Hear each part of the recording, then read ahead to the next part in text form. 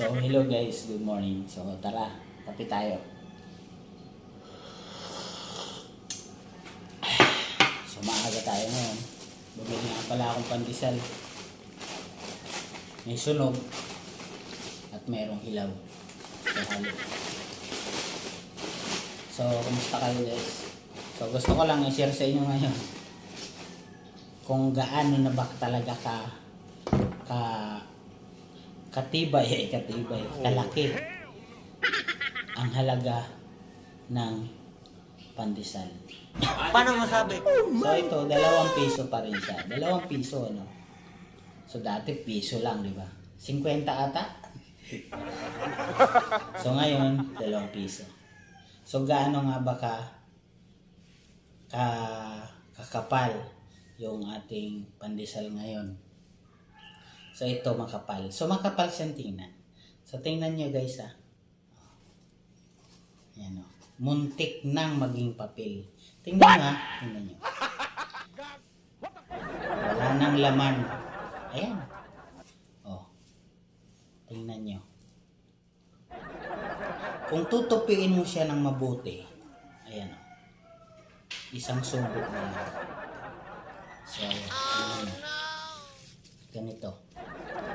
Ganito na kaliit ang pandesal.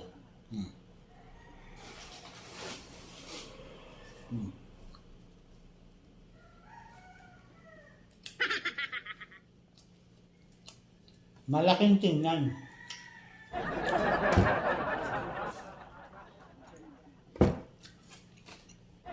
Ayan o, tingnan nyo. Diba o? O yan, wala na. Wala na. Konting pindot lang. Ganyan na kanipis. O, tingnan nyo try nyo to tingnan nyo to. O, gaano kabigat to. Ayan o, tingnan nyo tingnan nyo gaano kabigat yan. Dapat tutupi ito kung ano O, yan.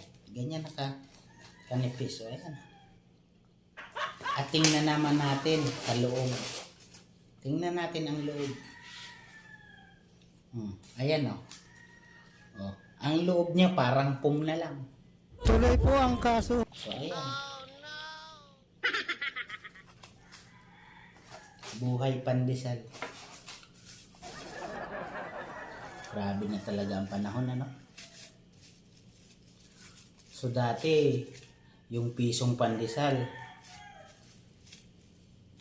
pag binigay mo sa bata, hindi na uulit ano? Isang pandesal lang, hindi na uulit. Ngayon, tingnan mo naman. Wala na. O, ayan. Kahit 4 na piraso pag samasamahin mo. Ano ang sa inyo nakatingin? Stop! Umistop! So, yun lang. Stop!